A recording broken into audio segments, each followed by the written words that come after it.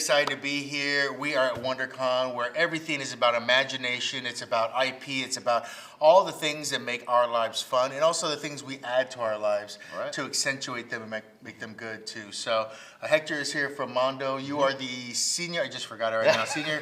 It's a mouthful of a title. Senior development. Senior Director of Awesomeness. Yeah, awesome, cool stuff that we make here. Director of Awesomeness. Yeah, Let's go. That's what some people call me Mr. Mondo. It's weird. Mr. Mondo. That's great. That's not a real thing. Wow.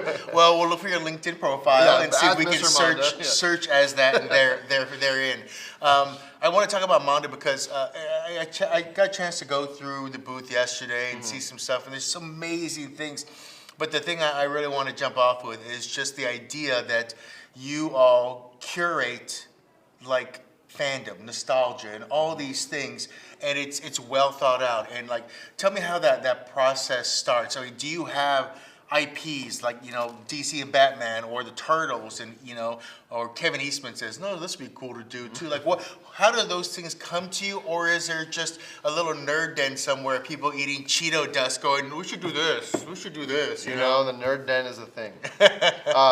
But yeah, you know, it's a little bit of both, right? For Mondo, we've been around for a while. Yeah. You know, we were originally known as a really amazing poster company, right? We were doing amazing screen prints, and we're still doing them today, but we've just been growing, right? We've been expanding that love for movies, that love for TV shows, that love for comics, whatever it was, right, into other categories, right, over the years.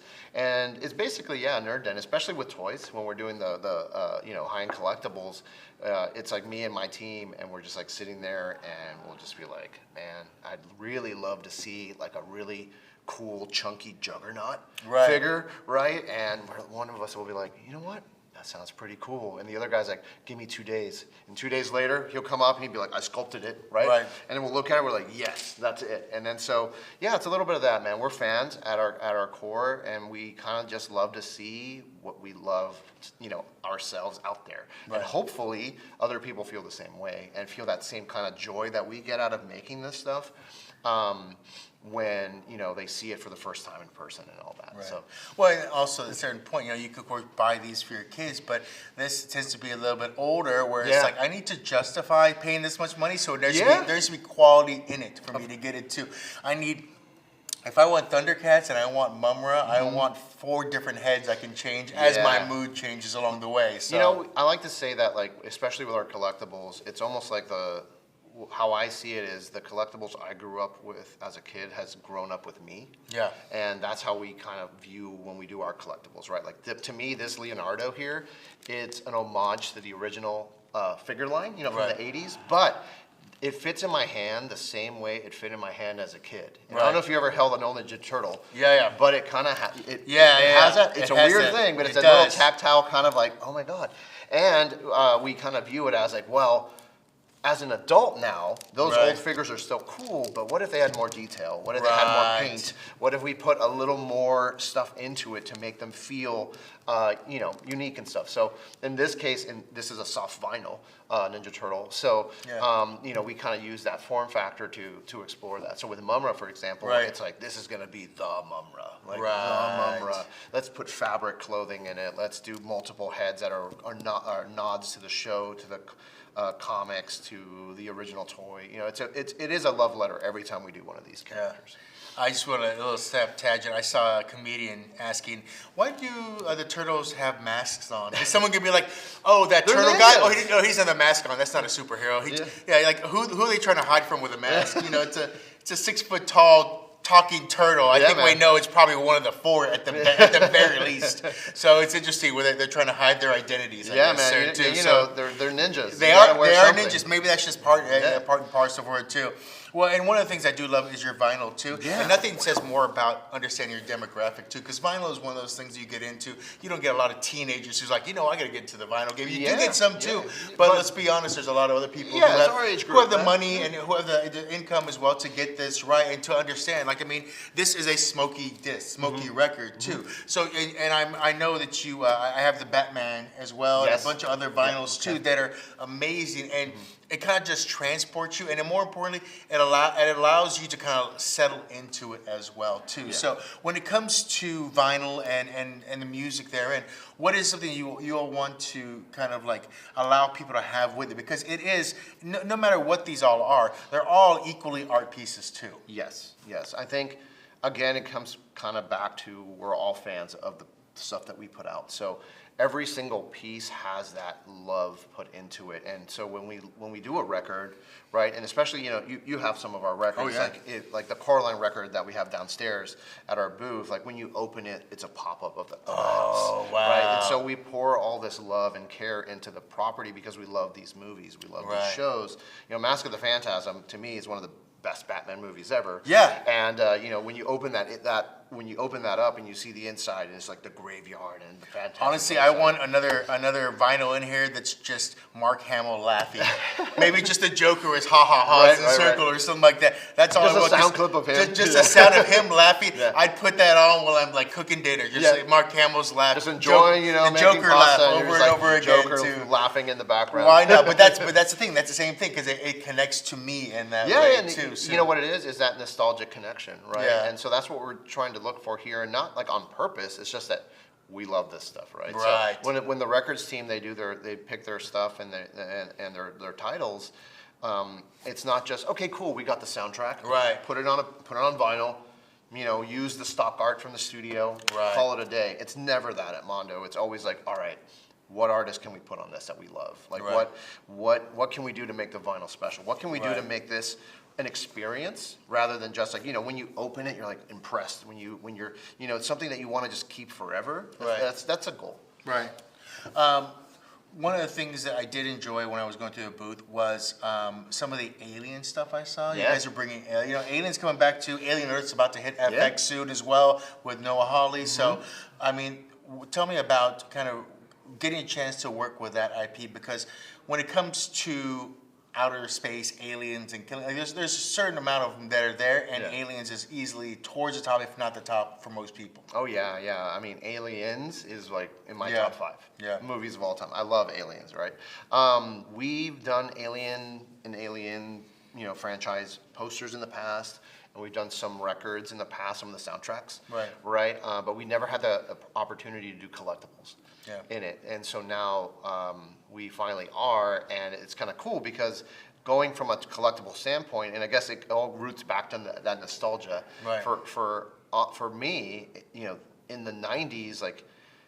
The '90s was wild when it came to toys. Right? Oh yeah, it was like everything had a toy. Even if the movie was extremely violent and gory, like RoboCop had toys. Right. Like I had RoboCop toys. Right. I had Terminator 2 toys and Alien toys. Right. So that line of Alien toys in the '90s was super nostalgic for me, and they went wild. They went like Mantis Alien, Gorilla Alien, Bull Alien, all this stuff, right? So we're bringing that back with Mondo. It's like that '90s era of like, let's have fun with a property, and so Mantis Alien seemed like the first one to start with. Personally, it was my favorite. So I still have the original toy on my desk. So and that's the thing too. Like I said, nostalgia. You bring it back and connect to it too. One of the ones I did enjoy as well, and it looks like you guys are spreading your wings in some sense, is She-Ra. Yeah. Because She-Ra now gets a mount with wingspan. It's like 48 inches. It's this big. If you were to spread the wings, it's like almost as wide as my arms. And that's the thing too. Someone wants to, and that's the thing too, because you want when you put these things up there, you're like, I'm a Turtles person. Yeah, I'm an Aliens person. Yeah, I'm a Batman person. Right. So you put those things too. So going back to the beginning of it all, what do you think posters allowed you to kind of understand how people will lean into their nostalgia? Because putting something that big up on a wall to have it there the whole time is pretty much saying that's me. Yeah, you know what, and that's what it's about. And I think what Mondo has always done really well is that they take a property where, like, let's just say it's like a very niche, for lack of a better word, like a nerdy property, right? Right. And the only posters you can get them at is one of those rolled up posters at like Target or whatever, right? So most adults at this point, you probably think like, hey, you're maybe not going to put that up, right? Right. But what Mondo's been able to do over the years is just elevate those properties or anything and attach amazing artists, right? That have their own following, have their own, unique style, and attach it to a property. Right, and then just give that property a brand new look and feel that you can feel proud of to put on your wall, and it still represents your fandom, right? It still represents that movie that you were into when you were a kid, or that you love now, but here's like an elevated take on it. And it's like a screen print, right? Like there's an artistry to screen printing. Right. You have to separate all the colors. The making of it is not straightforward. Like it's limited, right? So it is a piece of art that not many people are going to have on their walls, and I think that's what's really cool about Mondo, especially with posters, is that we get to bring our nostalgia and the stuff that we love, you know, and that we're into, and you can feel proud of putting it on your wall next to your like picture frames or whatever, right? Because it just looks cool. Well, and speaking of it too, like, you all are of course in the little lab making all these crazy things too. What are some of the things that you made where like this is great, but this is way too expensive to like either make mass produce, or like we can't gold leaf this poster because the weight alone and addition. So was there some stuff you guys would try to do and you're like, okay, this is like a one-off thing where we can do it, but it's like this is a bonded Spider-Man, and for somehow the web is coming out of the picture and it's going to, you're like, so this doesn't work. So is there things like that where you guys create and you're like, because it always starts with wouldn't it be cool, I'm guessing, and then it goes from there. Yeah, you know, funny enough, we've had many instances like that, and I would say a good amount of the time we end up making it. Okay. Just because I like to take the risk, right? And but yeah, there have been a few things. With posters, not so much, because we usually stick to our traditional screen printed or G-clay and stuff like that. But you know, there's been situations with records where they've had amazing ideas of like box sets that are just like so elaborate that it's just like feasibly either the IP, whatever, can't support it, or it's just like not feasibly able to do at the moment, right? Right. But in toys, the same thing. Like we've, you know, giant castle Grayskull, stuff like that we've talked about. You know, I've said that before, and you know, it's like, well, that would be like 4 feet by 4 feet and stuff like that. Right. Like that's pretty crazy. At that point, you just sell a frame with it. To go with it. Yeah. So you know, it depends. It depends on what it is. But we take even Swiftwind downstairs, right? Like that's a big piece. Yeah. And it's going to be pricey, but we think it's worth the risk, and we think it's worth putting out there that, hey, Mondo's going to do a 1/6 scale Swiftwind with a 48-inch wingspan. Like we're going to do that, and we're happy to do it, and however it does, it's however it does. But we want to be the ones to put it out there. So it's so interesting too, because I mean, I know I've seen some records out there too with like powder inside it when it moves, so it goes around and different things too. So it's interesting how technology still kind of comes into play with how these things look and the quality of them as well too. So what's some of the things, is there any kind of technology thing that's kind of updated or changed that you just seen just in your time with Mondo alone, where you're like, look, 3D printing's gotten so much better now. This allows us to do that. Because I mean, look, we all go back to our 80s. You talk about the feel of it, that's great. But the quality of everything alone, the way we see it all too, like, you know, we used to see seams and everything we did, and you used to try to fit things and everything. But now everything's down to like the micrometer of how. Yeah, well, and you know, over the course of my career, for example, you know, and being in the toy industry, or you know, just being an artist, you know, I started out being a sculptor. Yeah. Right. So that was my thing, but I did all out of clay. Yeah. Right, or wax. Right. And so you can get a lot of detail into that for sure, but you're limited by scale. Yeah. Right. But now, throughout the years, throughout the last decade more, you know, like things have all gone digital, right? ZBrush, you know, different Blender, different digital programs that allow you to, like, it doesn't matter what scale this is going to be. You can fit as much detail as your imagination wants you to do. Right. Right. And 3D printing has evolved so much in the last 10 years, where it's like now, like a lot of that stuff that you see down in our booth is all 3D prints. All those aliens were 3D prints. Right. And like, you know, even like 6 years ago, you wouldn't have been able to get a clear 3D print with no build lines, with no noticeable like evidence that it's a print, right? So that's really advanced a lot, and same with, you know, record manufacturing. It's still a little more traditional. You still get the vinyl pellets, and you know, smash it into the the machine and stuff like that. So that some of those you know, screen printing is still relatively the same, but there are other methods that have been starting to be applied. On a, you know, because of digital printing is starting to take over a little more. So yeah, that kind of stuff. That's awesome. Well, I want to say one thing more importantly is Mondo, while you can come to cons, there's exclusives at different places, of course, too.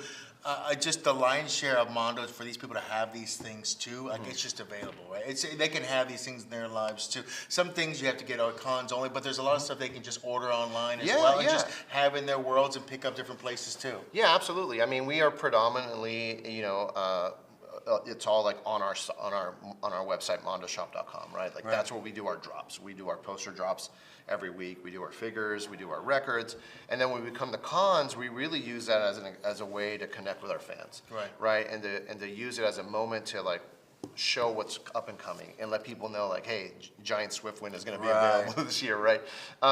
So yeah, but our stuff, it sometimes it sells out really fast, right? Like sometimes, something can, like we just put up the Goddess from Masters of the Universe and it was gone in 20 minutes, right?